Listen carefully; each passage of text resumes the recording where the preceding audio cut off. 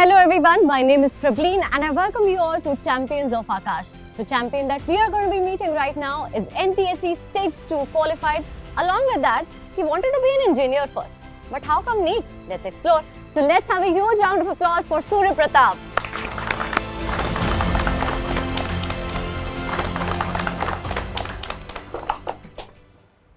So Surya, how's the Josh? How's the feeling right now? You've scored this well. Very high Josh, ma'am. And I feel really well and I'm proud of me and my parents are proud of me as well. जब ये result आने वाला था, है ना, उससे पहले आपने खुद को कैसे काम डाउन रखा कि कोई बात नहीं, टेंशन नहीं लेनी, कोई बात नहीं, टेंशन नहीं लेनी? वैसे ही मेरे पेरेंट्स के साथ बात किया और मेरे टीचर्स को कॉल किया और मेरे फ्रेंड्स के साथ भी बात किया और उन सबसे ऐसे बात करते हुए काम ही रह गया.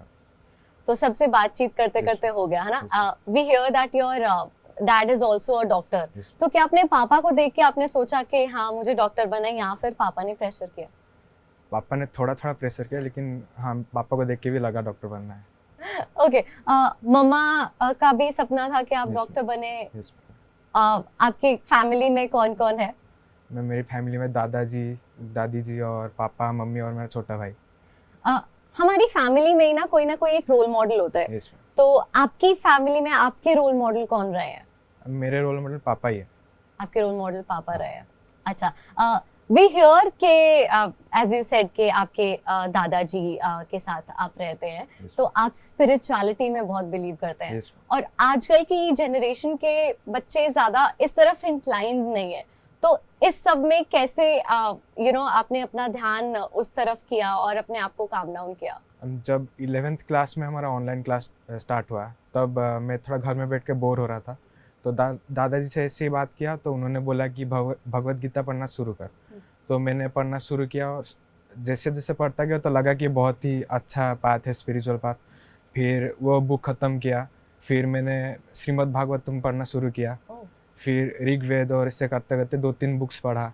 फिर योगा भी स्टार्ट किया थोड़ा, तो अच्छा लगा वो पाथ मुझे बहुत. जितने भी बच्चे नीट के लिए प्रिपेयर कर रहे होते हैं उनके पास ऑलरेडी इतनी सारी बुक्स होती हैं पढ़ने के लिए, तो हाउ कम ऋग्वेद और उस सबको कैसे मैनेज किया आपने? वो जब मैं रात को पढ़ने बैठता था तो पढ़ने के बाद सोने से पहले मुझे नींद नहीं आता था, तो वो पढ़ने के बाद ही नींद आता था.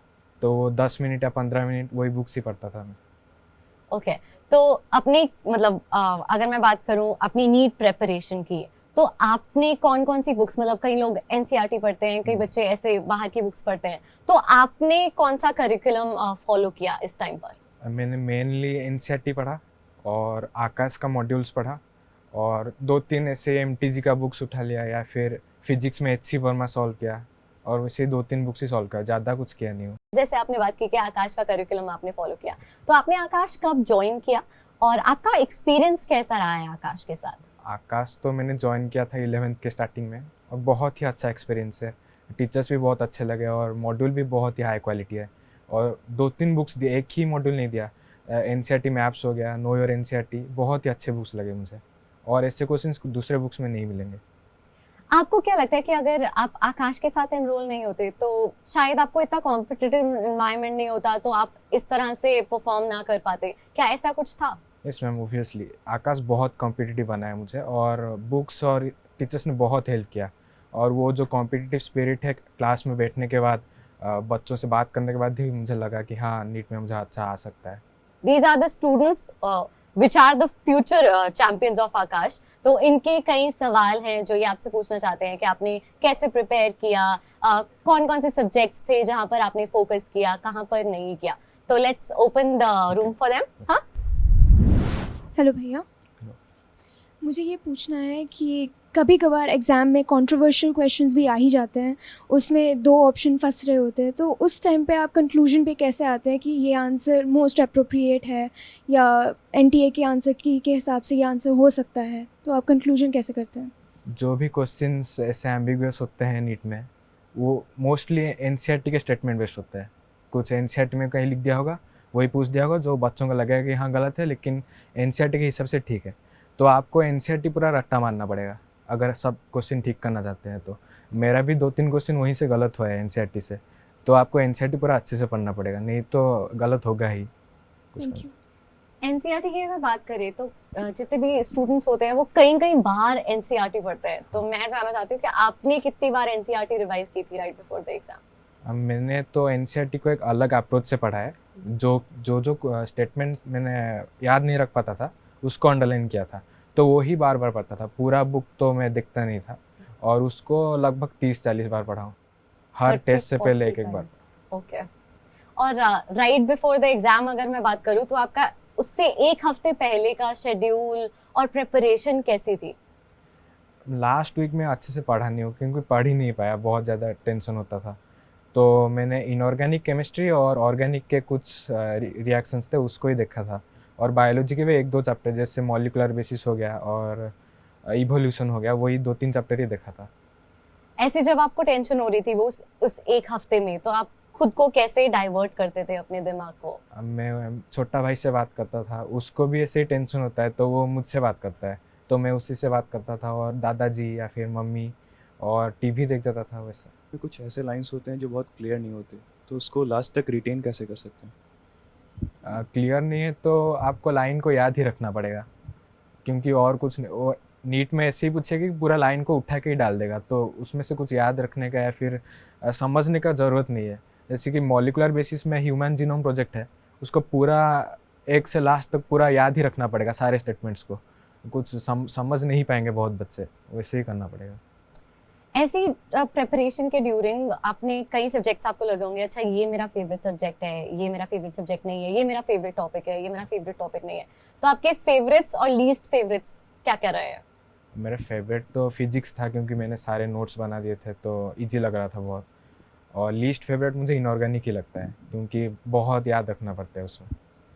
और उसमें स्पेसिफिक टॉपिक्स की अगर मैं बात करूं? P block. Okay. P block मुझे बिल्कुल याद नहीं रहता था। तो आपने उसकी तैयारी के लिए कैसे, मतलब अपने आप को कि आपका वो टॉपिक कवर हो जाए, आपने कैसे तैयारी करी? हमारे सर ने नोट्स दिए थे, उसको पहले पढ़ा, फिर एनसीईआरटी को भी पढ़ा अच्छे से, लेकिन याद तो नहीं रहा। लास्ट एग्ज़ाम के पहले दिन भी याद नहीं रहा, तो उसमें से गलत भी हुआ है मेरा कुछ। ठीक है, गलती तो हो ही जाती है। अभी आप मुझे बता रहे थे कि जैसे फिजिक्स आपको पसंद है, और जैसे हमने शुरुआत में बात की थी कि आपको इंजीनियर बनना था, तो इंजीनियर से डॉक्टर वाली चीज़ पे कैसे आए हम क्लास 9th और 10th में मुझे लग रहा था मैं इंजीनियर ही बनूंगा, कुछ सेकंड और कुछ नहीं था। फिर जब 11th में कोविड आया, 10th में आ गया था, फिर 11th के स्टार्टिंग में कोविड आया, तब मुझे लगा कि इंडिया में डॉक्टर्स की कमी है। फिर मैंने लास्ट में डिसाइड किया कि डॉक्टर ही बनूंगा। That is an amazing emotion.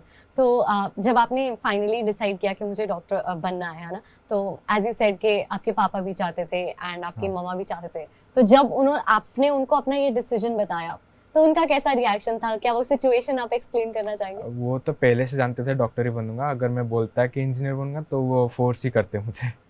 चलिए, घर वालों के कारण ही है, लेकिन जो आप इतना अच्छा स्कोर कर पाए हैं और आज हम बैठे बातचीत कर रहे हैं, टॉकिंग अबाउट घर वाले, we have your father here, so we would like to invite सूर्या's father on the stage. Can we please have a huge round of applause for him?